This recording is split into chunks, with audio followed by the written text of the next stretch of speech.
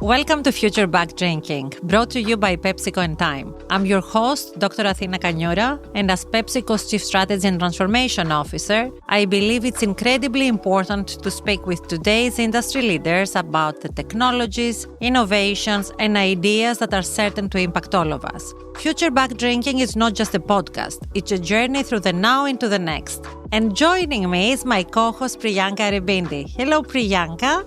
Athina, it is great to be back with you. Today, we're adding another layer to our conversations about business and innovation, specifically by exploring the intersection of business with impact. Before we get into it with our guest today, I really want to take advantage of your expertise. You have a presence in over 200 countries, hundreds of thousands of employees, and millions of customers all around the world. And when you touch that many places and people, impact is always a part of what you do and is, I'm sure, baked into how you're thinking about these things. So I'm really curious about how you and PepsiCo prioritize that in your decision-making process and how you're thinking about these things.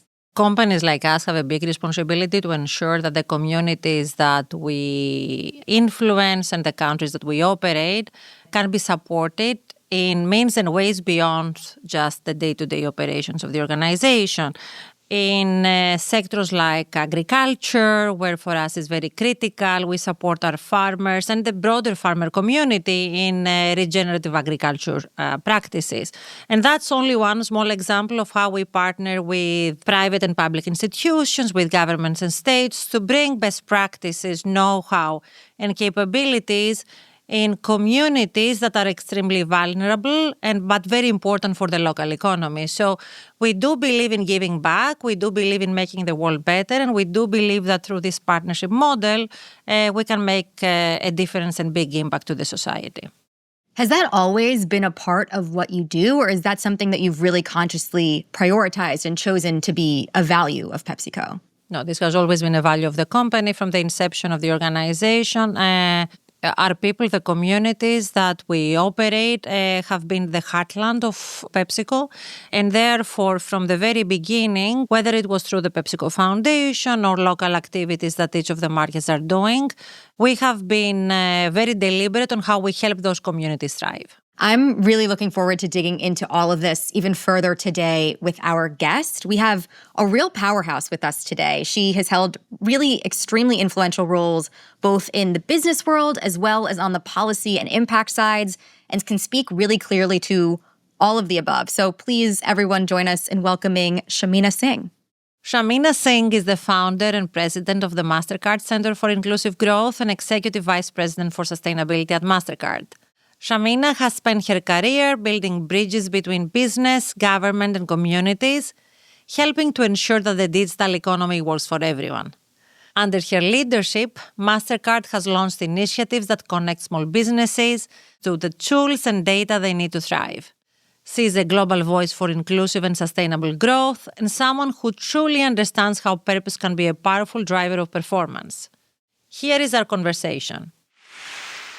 Hi, Shamina. Thank you so much again for joining us today. We always like to start things off with a quick cheers. Cheers. My cup runneth over. So, Shamina, you've built your career around the belief that inclusion and growth go hand in hand. So if you go back and think of what first shaped your conviction that business can and should be a force of equitable growth, what would be that? Well, first of all, thank you so much for having me. What a pleasure to be with you both. I think if I have to look all the way back, I'm the first daughter born of immigrants, and I was born in a small town in Southern Virginia. And as a daughter of immigrants, there's never any separation between work and family.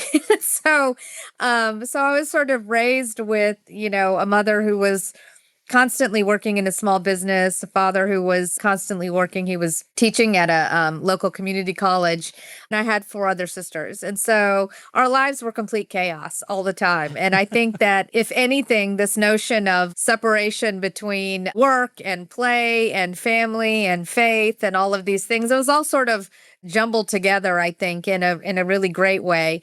And I think that sort of shaped my career. I mean, I started working on political campaigns, and I spent a lot of time in public service and did a lot of work in the social sector, and then came into private sector work. And I think that, again, the boundaries sort of blurred as time goes on. And so I think it's just something that's been part of my life forever. Your background in campaigns and service especially has been particularly interesting to me.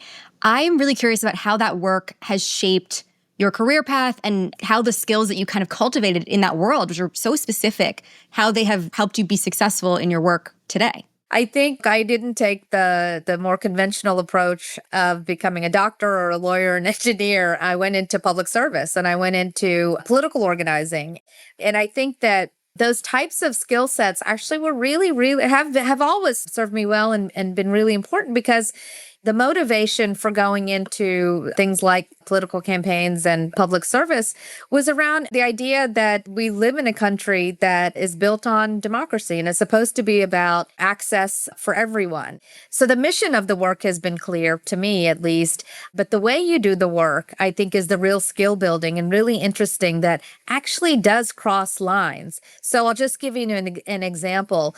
Politics and public service and things like that, you have to do things like coalition building. You have to achieve consensus around an idea or an issue.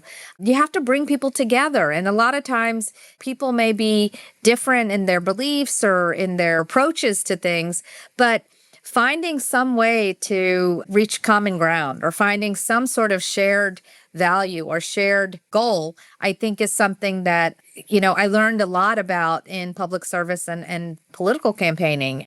Shamina, I would like to pivot to the Center for Inclusive Growth. Some people might not be familiar with the mission of the center. So can you explain how it creates impact and how you guys have envisioned the evolution of the center? The center is basically a private sector engine of inclusive growth. We were created inside Mastercard as a way to leverage the assets of Mastercard, in this case, data, technology, the network, capital, people, to achieve financial inclusion and ultimately inclusive growth. And our version or definition of inclusive growth is to inform and support people, small businesses, communities, countries, and economies in their quest to ensure that as they grow and change, that the benefits of these economies extend to everyone everywhere. The idea that, I mentioned before about growing up in Virginia, this idea that people have an obligation, a responsibility, but they need the opportunity to realize their full potential. That's the kind of work that we do at the Center for Inclusive Growth, except we really focus on the assets of private sector companies, certainly in partnership with social sector, public sector, and NGOs and things like that. You did talk about data, technology, and of course, helping them reach a potential when it comes to financial viability as well. So can you give us some examples and bring it to life with some of the communities or cohorts that you have been working with? The work is so rewarding and so interesting. I could talk about it forever, but we have a couple of key programs that we have developed over time that we are in the process of scaling and really seeing some positive results. One in particular we call Mastercard Strive. And this is a small business initiative where we work with what we call strivers around the world to help do three things. Unlock capital, so connect to capital. Go digital to realize the power of digitization and data. And connect to networks and know-how. So those three things we have brought together in sort of a bundled package of services that have now reached over 19 million businesses in over 30 countries around the world. And that has been something that we have been working on, but are very proud to be partnering with nonprofits, social sector organizations, but mostly with small business owners themselves to, again, help grow their businesses in a way that serves everybody. Of course, you're working across a variety of regions, really both of you, so many different values, people, languages. So how do you create programs that work for communities that are so varied? Because I imagine the same strategies don't necessarily translate one-to-one. The basic premise is fairly universal. With small businesses, again, we really invested in the evidence base and really made sure that we understood not only the literature, but understood from the small business owners themselves what they really wanted and what they really needed. And when I say it boiled down really for us to three things: they need access to capital and lending, they need access to digital and the technology to make them stronger, and they need access to this wraparound service. Then they need access to the networks and how to use all these things, the know-how. The adaptations become very interesting. So as an example, in some markets, like in Peru, as an example, we have a Strive program that's focused predominantly on women business owners. So in Peru, what we did was worked with the policymakers and the regulators to adapt and lift one of the regulatory requirements that requires men or husbands or fathers to co-sign on a loan. Samina, you have two responsibilities. I know we talked a lot about the Center of Inclusive Growth, but you are also the EVP of Sustainability. How do you see those two roles converging, and what are the key learnings that you take from both roles as you think of how you can influence also the strategy of Mastercard?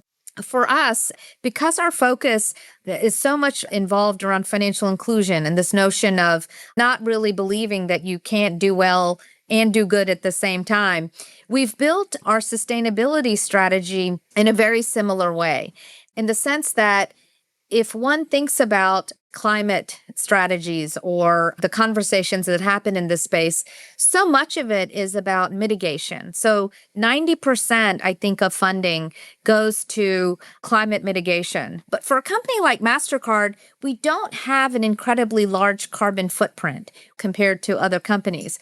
So the way that we really think about our work around sustainability is to help with people and small businesses and communities that are adapting to the shifts with climate change that are here. You know, on the front lines of this in places like Asia and places like Africa that are really seeing shifts in climate and with the natural disasters, we're seeing all of these changes that are happening in the economy. And the place where we can play a role is really helping on that adaptation and resilience. How are we helping people adapt to their new environments? How are we helping them become more resilient in the face of climate change? And that completely intersects with our work around financial inclusion. So building businesses in a way that are adaptive to climate change, looking at things like sustainable tourism. How are we working with tourism organizations and countries around the world to help build out a tourism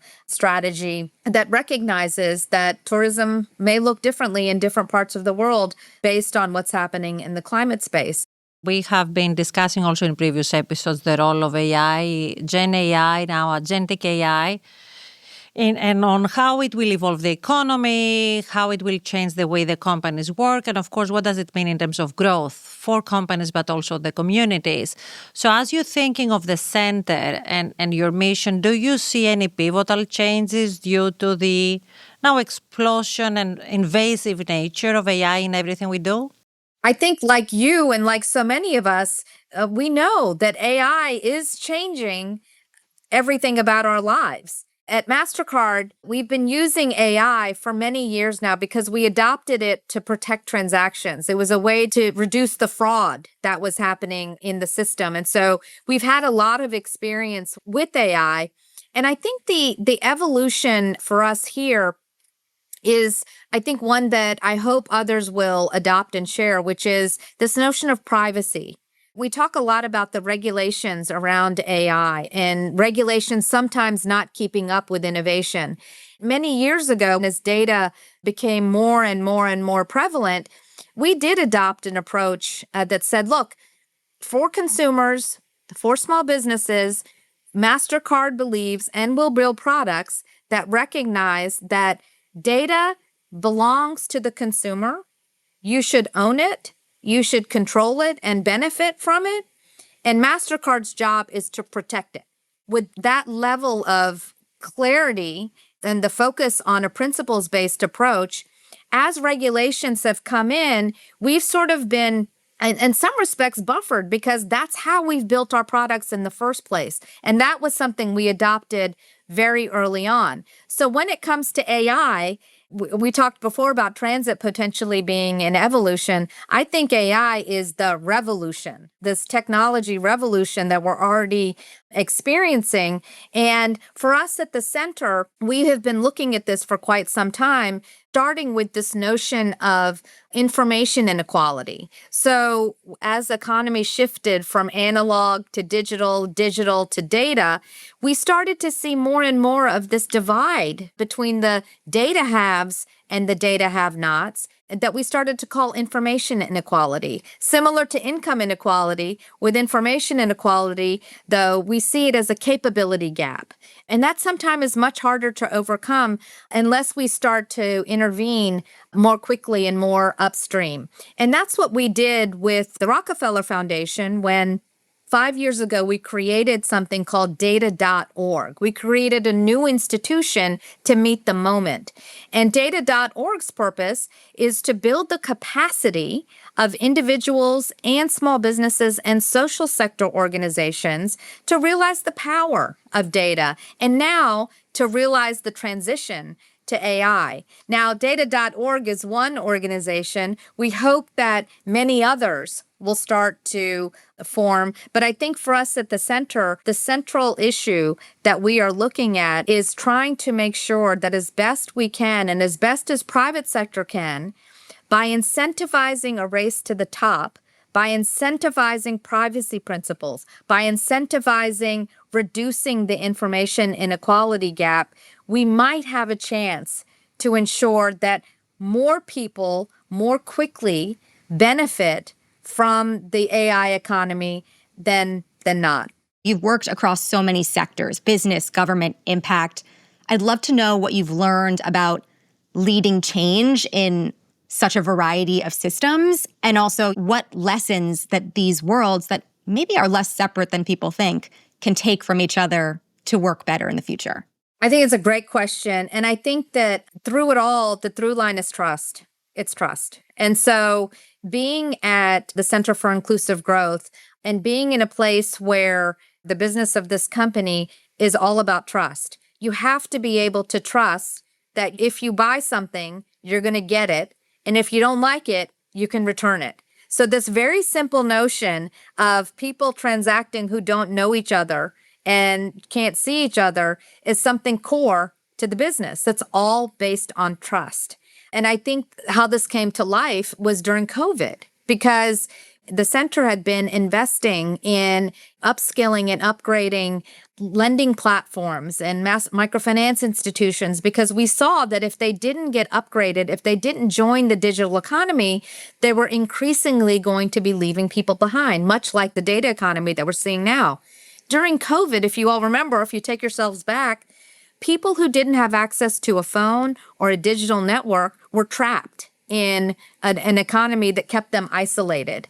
For us, I think it was a wake-up call for the world, but it was a bigger wake-up call for us to say, 10 years ago, we made a commitment to the world that said, we're going to bring 500 million people into the financial system, into the formal financial system. During COVID, at a time when many were stepping back, we actually said, this is actually the moment of digitization. So we doubled down and said, we're going to bring 500 million more people and small businesses into the digital economy, because we had to connect them in order for all of us to survive.